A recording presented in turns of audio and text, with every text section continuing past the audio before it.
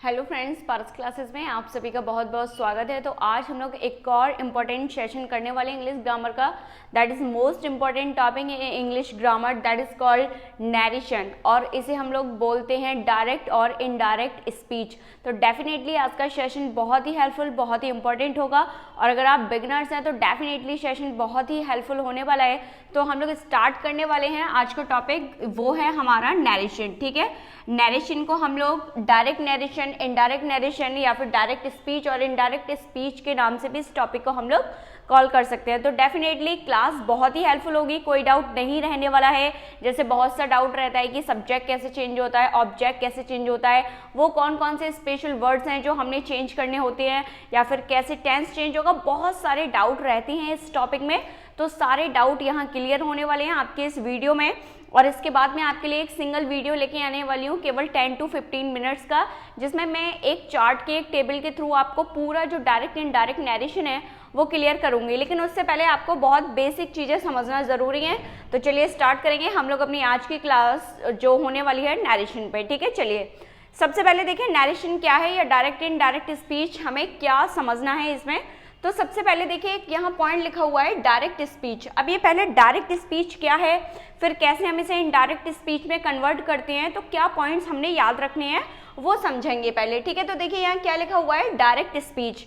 ये direct speech क्या होती है तो जरा समझेंगे। यहाँ क्या लिखा है, डायरेक्ट स्पीच एक वो स्पीच है, वो कहे गए वर्ड्स होते हैं जो किसी स्पीकर ने बोले होते हैं। यानी कि जब कोई स्पीकर अपनी बात कहता है, यानी कि स्पीकर के वो एक्चुअल वर्ड्स जो उसने बोले हैं, उसके उस एक्चुअल वर्ड्स की लिखी हुई जो स्पीच है उसको हम क्या कहते हैं, उसको हम डायरेक्ट स्पीच कहते हैं। आई होप मेरी ये बात आप सभी को क्लियर है। हमने क्या बोला, बहुत ही इजी लैंग्वेज में हम समझेंगे क्या है डायरेक्ट स्पीच। जब कोई स्पीकर अपनी बात को, अपने जो एक्चुअल वर्ड्स हैं उसमें जो उसने अपनी बात कही है, तो वो जो एक्चुअल वर्ड्स वाली जो स्पीच है, उस स्पीच को हम क्या कहते हैं, उस स्पीच को हम डायरेक्ट स्पीच कहते हैं। डायरेक्ट बोली गई है किसके थ्रू, उस स्पीकर के थ्रू जो अपनी बात कह रहा है। ठीक है, दूसरी बात इसमें क्या पॉइंट अपने को ध्यान रखना है, जब भी कहीं डायरेक्ट स्पीच लिखी जाती है नैरेशन के फॉर्म में, तो हम लोग क्या करते हैं, उस डायरेक्ट स्पीच को इन्वर्टेड कॉमास के अंदर लिखते हैं। ठीक है, दूसरा इंपॉर्टेंट पॉइंट क्या है कि जब भी डायरेक्ट स्पीच लिखी जाती है किसी स्पीकर के एक्चुअल वर्ड्स, देखिए डायरेक्ट स्पीच में एक मेन वर्ड अपने को याद रखना है, keyword actual words, as it word जो उसने बोले हैं, जिस स्पीच में लिखे होते हैं, और वो उसके एक्चुअल वर्ड किसके अंदर रहते हैं, वो इन्वर्टेड कॉमास के अंदर रहते हैं, उसे हम लोग कहते हैं डायरेक्ट स्पीच। आई होप ये बात आपको क्लियर है कि क्या होती है डायरेक्ट स्पीच। इसका एक एग्जाम्पल भी हम लोग लेंगे, मैंने यहाँ हिंदी में भी लिख के दिया है ताकि आपको कोई डाउट ना रहे। ठीक है, हिंदी और इंग्लिश दोनों में समझेंगे। देखिए क्या लिखा है, वक्ता। वक्ता यानी कि स्पीकर, जब एक स्पीकर के कहे हुए शब्दों या कथन को, यानी कि जो स्टेटमेंट वो दे रहा है, जो स्पीच वो बोल रहा है, जो वो वर्ड्स बोल रहा है, तो उस वक्ता के या स्पीकर के कहे हुए शब्दों या कथन को ज्यों का त्यों, एज इट, एक्चुअल वर्ड्स, ठीक है, किसी भी वे में आप समझ लीजिए, बट आपको समझना ये है कि स्पीकर के कैसे वर्ड, बिल्कुल actual words, point two point जो उसने बोला है उसी की बात को क्या करती हैं, जब इन्वर्टेड कॉमास में लिखा जाता है तो उस स्पीच को क्या कहा जाता है, उस स्पीच को डायरेक्ट स्पीच कहा जाता है। हम लोग उसे डायरेक्ट नैरेशन भी कह सकते हैं। ठीक है, अब जरा देखेंगे कैसे लिखी हुई आती है भाई ये डायरेक्ट स्पीच। तो देखिए यहाँ मैंने एक डायरेक्ट स्पीच का क्या लिया है, एग्जाम्पल आपको लिख के दिया है कि जो डायरेक्ट स्पीच का फॉर्मेट है एक्चुअल में वो कैसा होता है। ठीक है सर, चलिए देखते हैं जरा क्या लिखा है। देखिए यहाँ लिखा है रबी सेड, क्या लिखा हुआ है, रबी सेड, रबी ने कहा। उसके बाद देखिए क्या स्टार्ट हुआ है, कॉमा, कॉमा के बाद इन्वर्टेड कॉमास बिगिन।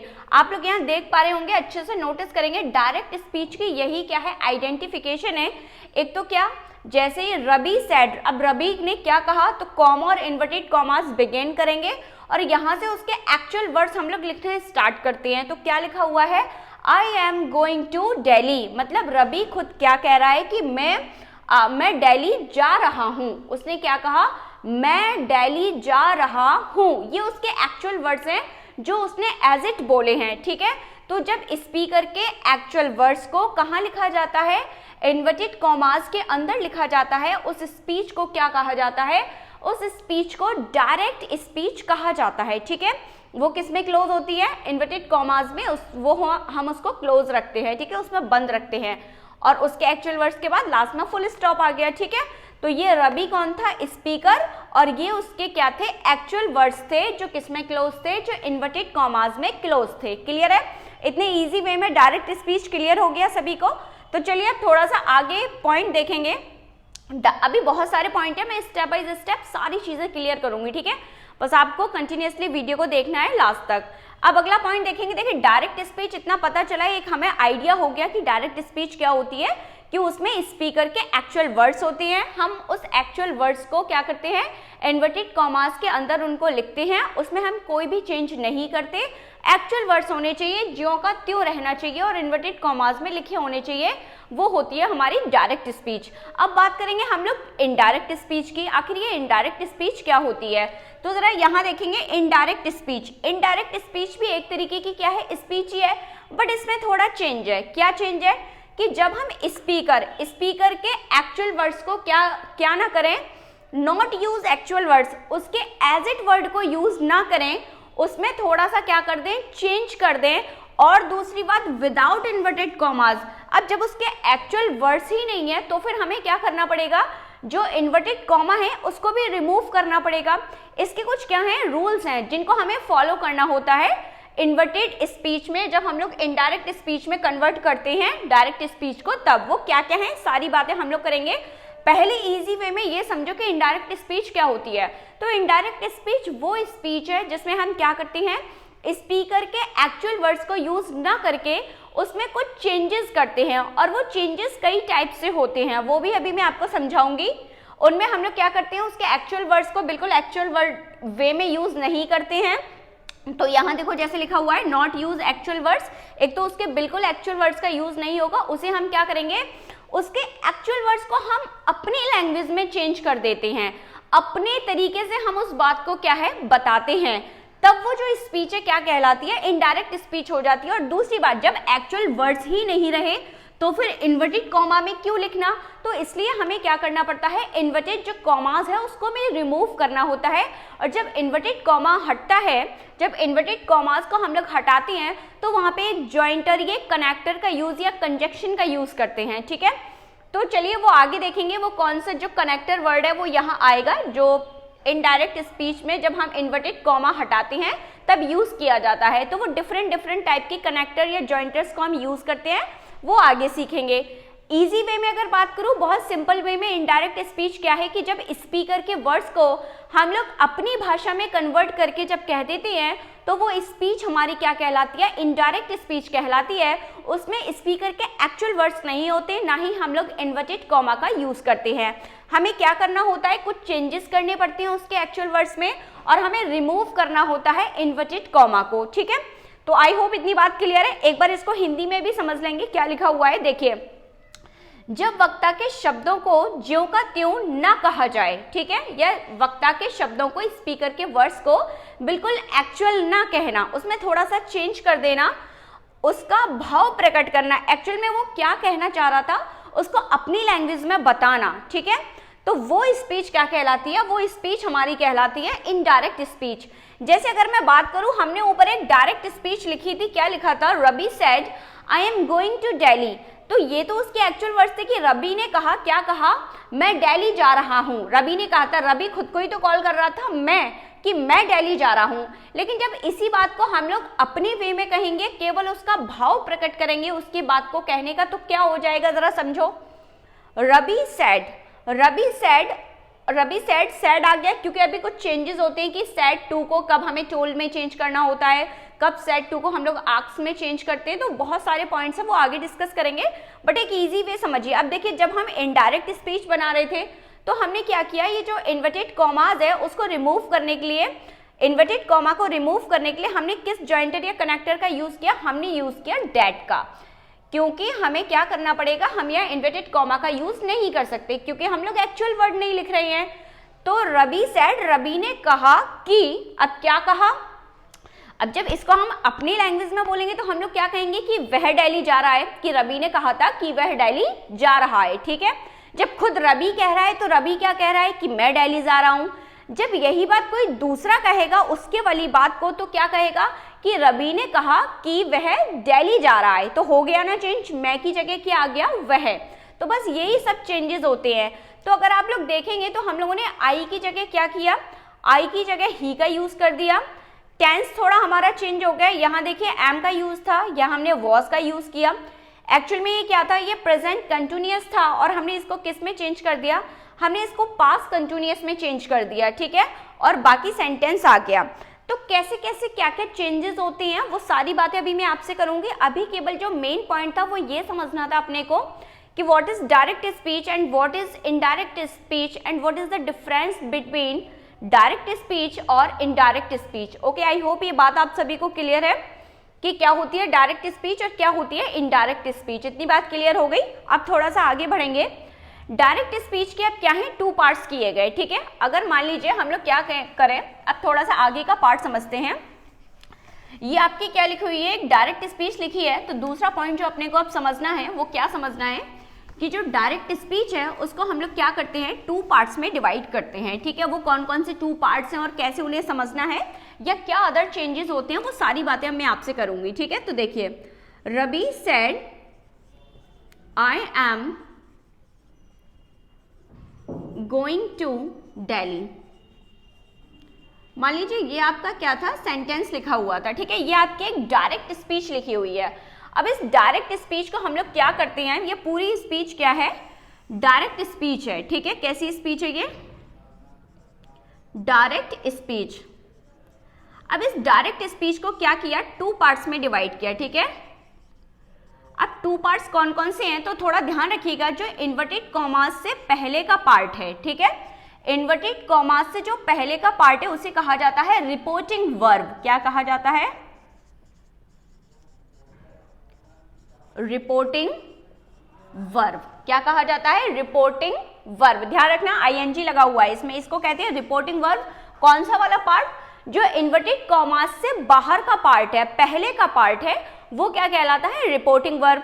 अब थोड़ा आगे बढ़ेंगे कि ये जो कॉमा और इन्वर्टेड कॉमास, यानी कि आप डायरेक्ट ये भी बोल सकते हैं कि ये जो इन्वर्टेड कॉमास के अंदर का पार्ट है, जो इन्वर्टेड कॉमास के अंदर का पार्ट है उसे क्या कहा जाता है, उसे कहा जाता है, जो ये इन्वर्टेड कॉमास के अंदर का पार्ट है, ठीक है। किसके अंदर का पार्ट, इन्वर्टेड कॉमास के अंदर का पार्ट है, उसे कहा जाता है रिपोर्टेड स्पीच।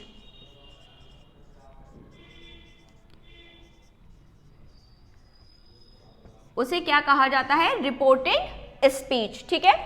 एक पार्ट हो गया इन्वर्टेड कॉमास से बिल्कुल बाहर का पार्ट कहलाता है रिपोर्टिंग वर्ब, और इन्वर्टेड कॉमास के अंदर का पार्ट क्या कहलाता है, वो कहलाता है आपका रिपोर्टेड स्पीच। इतनी बात आप सभी को क्लियर है, तो डेफिनेटली इतनी बात क्लियर है। अब थोड़ा सा जानेंगे वो क्या क्या चेंजेस हैं जो हमें करने होते हैं, ठीक है। लेकिन उससे पहले भी आप एक बात समझेंगे, थोड़ा सा मैं इसको और आपको बता रही हूँ कि कभी देखिए जो हमारी डायरेक्ट नरेशन लिखी होती है, डायरेक्ट नरेशन में भी क्या हो सकता है, रवि सेड टू मी, मान लीजिए ये लिखा हुआ है, ठीक है, रवि सेड टू मी, फिर इनडायरेक्ट कॉमा स्टार्ट हुआ है, ठीक है। तो पहले तो इतना बात समझ में अपने को आया कि कौन सा पार्ट रिपोर्टिंग वर्ब है और कौन सा पार्ट अपना रिपोर्टेड स्पीच है। आप लोग चाहे तो इसका स्क्रीनशॉट भी ले सकते हैं आपको समझने के लिए, ठीक है। चलिए अब आगे देखेंगे जरा क्या लिखा हुआ है, क्लियर है। इसको कभी कभी हम लोग रिपोर्टेड स्पीच की जगह केवल रिपोर्टेड पार्ट भी बोल देते हैं, ठीक है, रिपोर्टेड पार्ट, और इसको बोल देते हैं रिपोर्टिंग पार्ट, ठीक है। रिपोर्टिंग वर्ब कह दीजिए या फिर रिपोर्टिंग पार्ट कह दीजिए, तो वो है इन्वर्टेड कॉमा से बाहर का पार्ट, और जो रिपोर्टेड स्पीच है या फिर रिपोर्टेड पार्ट है वो क्या है, इन्वर्टेड कॉमास के अंदर का पार्ट, ठीक है। जो बोली गई बात है वो क्या कहलाती है, रिपोर्टेड स्पीच या रिपोर्टेड पार्ट। क्लियर है इतनी बात। अब थोड़ा सा वो चेंजेस समझेंगे, क्या क्या चेंजेस होते हैं, ठीक है। इतनी बात क्लियर हो गई कौन सा पार्ट क्या है। उसके बाद जरा समझिए, जो आपकी क्या है रिपोर्टिंग वर्ब है वो भी कई पार्ट्स में डिवाइड होती है। अब जरा थोड़ा सा और मैं आपको डीप ले जाऊं तो मैं आपको बहुत ही बेसिक से समझाने की कोशिश करूंगी ताकि आपको कोई डाउट ना रहे, ठीक है। चलिए थोड़ा सा आप चीजों को समझते हैं, ठीक है। देखिए यहाँ ये आपकी क्या है, रिपोर्टिंग वर्ब वाला पार्ट है। कौन सा पार्ट था, जिसको हम शॉर्ट में आरवी बोल देते हैं, रिपोर्टिंग वर्ब, और इसको हम लोग क्या कह देते हैं शॉर्ट में, इन्वर्टेड कॉमा के अंदर वाला पार्ट RS यानी कि रिपोर्टेड स्पीच। इतनी बात क्लियर है। अब थोड़ा सा आगे समझो, जो रिपोर्टिंग वर्ब है वो भी कई पार्ट्स में डिवाइड रहती है। किस किस में? ये वाला जो पोर्शन है, ये जो सेट 2 लगा हुआ है, यही मेन पार्ट है, इसी को हम लोग क्या कहते हैं? रिपोर्टिंग वर्ब कहते हैं। ठीक है, इसके बाद ये रिपोर्टिंग वर्ब का क्या है? सब्जेक्ट है, और ये क्या है? ये रिपोर्टिंग वर्ब का ऑब्जेक्ट है। ये सारी बातें मैं क्यों बता रही हूँ? क्योंकि जब हम किसी डायरेक्ट स्पीच को इनडायरेक्ट स्पीच में कन्वर्ट करते हैं, चेंज करते हैं, तो हमें इन सारी बातों का पता होना चाहिए, तभी आप क्या कर पाएंगे? डायरेक्ट नैरेशन को इनडायरेक्ट नैरेशन में बहुत ही इजी वे में चेंज कर पाएंगे। ठीक है, बहुत ध्यान से समझना। ये क्या है? ये रिपोर्टिंग वर्ब का सब्जेक्ट है और ये रिपोर्टिंग वर्ब का ऑब्जेक्ट है। अगर मैं यहाँ बात करूँ तो यहाँ क्या है? यहाँ ये जो आई है, आई इसका क्या है? सब्जेक्ट है। क्या है? सब्जेक्ट है। अब मान लीजिए यहाँ थोड़ा सा मैं सेंटेंस चेंज कर देती हूँ, क्योंकि यहाँ भी मुझे थोड़ा ऑब्जेक्ट वगैरह का सीन आपको क्लियर करना है। ठीक है,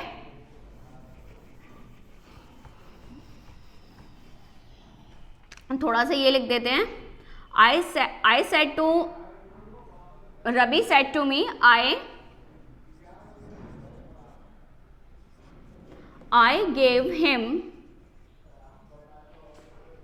gave him my notebook.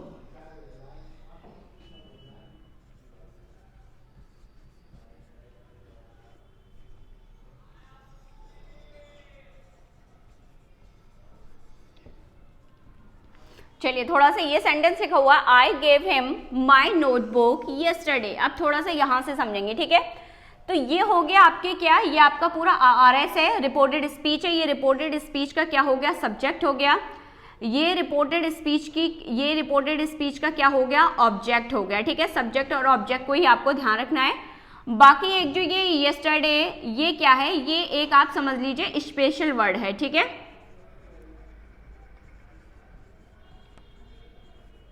ठीक है, स्पेशल वर्ड है। ठीक है, चलिए जैसे कि बहुत सारे वर्ड्स आते हैं, येस्टरडे है, येस्टरडे आएगा आपका, एगो आएगा, देयर आता है, दिस डैट, इस तरीके के कुछ स्पेशल वर्ड्स हैं जो अगर हम डायरेक्ट से इनडायरेक्ट नैरेशन बनाते हैं तो हमें वो चेंज करने होते हैं। ठीक है, लेकिन सबसे पहले ये सब्जेक्ट और ऑब्जेक्ट वाला केस समझो। ठीक है, जब हम क्या करते हैं, जब हम डायरेक्ट से इनडायरेक्ट नैरेशन को चेंज करते हैं तो हमें ये सब्जेक्ट और ऑब्जेक्ट वगैरह चेंज करने पड़ते हैं। ठीक है, कुछ टेंसेज में कहाँ चेंज नहीं होते हैं वो भी मैं आपको बताऊंगी। तो थोड़ी सी बात समझेंगे, जो सारे चेंजेस होते हैं वो किस में होते हैं? वो आपके रिपोर्टेड स्पीच में होते हैं। ठीक है, किस में होते हैं? सारे मोस्टली जो चेंजेस होते हैं वो केवल किस में होते हैं? आपके RS में होते हैं, रिपोर्टेड स्पीच में होते हैं। ठीक है, अब वो कौन कौन से चेंजेस हैं जो हमारे रिपोर्टेड स्पीच में होते हैं वो अभी मैं बताऊंगी। और यहाँ केवल जो चेंज होता है वो रिपोर्टिंग वर्ब में चेंज होता है। ठीक है, कभी कभी ये सेट 2 को हमें अकॉर्डिंग टू RS या तो टोल्ड में चेंज करना होगा, या फिर हम लोग कभी कभी इसे आस्क में चेंज करते हैं, कभी हम इसे ऑर्डर्ड में, कभी रिक्वेस्टेड में, इस तरीके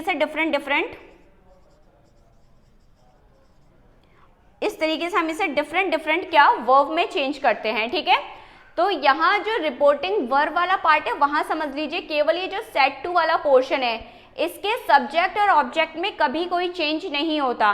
केवल चेंज होता है तो वो किस में होता है? रिपोर्टिंग वर्ब वाले पोर्शन में चेंज होता है। ठीक है, वो डिपेंड करेगा हमारी स्पीच पर। ठीक है, तो कभी टोल्ड में चेंज होगा, कभी आस्क में होगा, कभी ऑर्डर्ड, कभी रिक्वेस्ट, कभी सजेशन, कभी अर्ज। तो डिफरेंट टाइप के यहाँ वर्ड्स यूज होते हैं। ठीक है, वर्ब यूज होती है, लेकिन वो डिपेंड करती है कि आपको कौन सा टेंस दिया है, आपको कौन सा सेंटेंस का स्ट्रक्चर दिया है, और कौन सा आपको यहाँ पे जो है फॉर्म का यूज करना है। ठीक है, वो सारी बातें हमें यहाँ ध्यान रखनी होंगी। तो ये बात क्लियर है कि रिपोर्टिंग वर्ब में चेंज केवल किस में होता है? केवल ये वर्ब वाले पोर्शन में रिपोर्टिंग वर्ब में चेंज होता है। ठीक है, अब मैं मोस्ट इंपॉर्टेंट पार्ट की बात करूंगी। आखिर ये जो चेंजेस होती हैं रिपोर्टेड स्पीच में, वो कौन कौन से चेंज होते हैं, थोड़ा सा समझेंगे यहाँ पर। ठीक है, सबसे पहले ध्यान रखिए जो इसमें चेंज होता है वो पर्सन्स चेंज होता है। कौन सा चेंज होता है?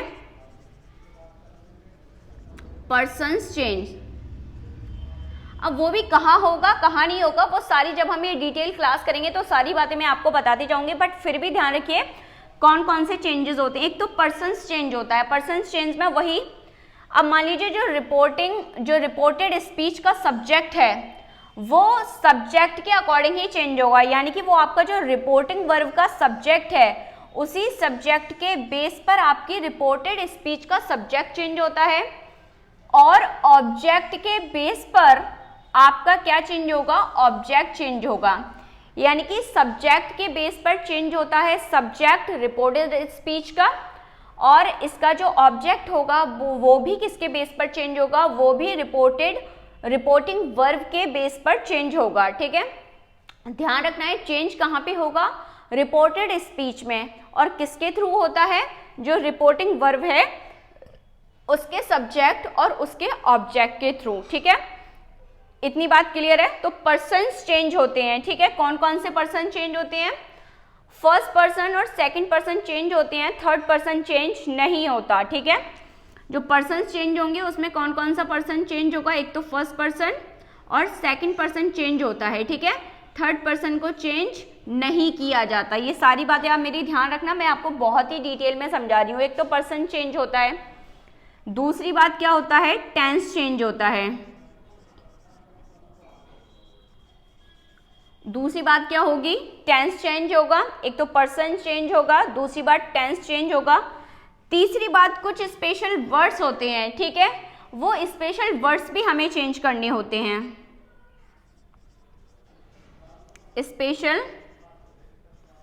कुछ स्पेशल वर्ड्स होते हैं वो भी हमें चेंज करने होते हैं। और स्पेशल वर्ड्स के बाद एक पॉइंट और आप ध्यान रखेंगे, नो चेंज। कभी कभी क्या होता है? नो चेंज भी होता है। अब वो नो चेंज किस किस कंडीशन में होता है वो आगे जब हम लोग डिटेल क्लास करते जाएंगे तब होगा। ठीक है, तो जो आपकी रिपोर्टेड स्पीच है उसमें क्या क्या चेंज होगा? पर्सन चेंज होगा, यानी कि सब्जेक्ट और ऑब्जेक्ट चेंज होते हैं अगर वो फर्स्ट और सेकंड पर्सन के हैं। थर्ड पर्सन का कुछ दिया गया है तो वो चेंज नहीं होता। ठीक है, उसके बाद टेंस चेंज होता है। अब कैसे कैसे टेंस चेंज होता है वो भी हम बात करेंगे। उसके बाद कुछ स्पेशल वर्ड्स हैं, जैसे यस्टरडे है, एगो है, दिस, डैट, हियर, तो इस तरीके के कुछ स्पेशल वर्ड्स आते हैं वो चेंज होते हैं। और कुछ कंडीशन में नो चेंज भी रहता है, तो वो कौन कौन सी कंडीशंस हैं इनकी बात हम लोग आगे करेंगे। तो डेफिनेटली आपके लिए वीडियो हेल्पफुल होगा ही। अगर वीडियो पसंद आए तो वीडियो को लाइक करना, वीडियो को शेयर करना, कमेंट करके बताना कि वीडियो आपको कैसी लगी, और अगर वीडियो आपको पसंद आ रही है तो वीडियो को शेयर जरूर करिएगा। So thank you so much. इस टॉपिक को अब हम लोग कल कंटिन्यू करेंगे। डेफिनेटली बहुत ही ईजी वे में मैंने आपको समझाने की कोशिश किया, आपको बहुत अच्छे से समझ आया होगा। ठीक है, कमेंट करके ज़रूर बताना वीडियो आपको कैसा लगा। So thank you so much.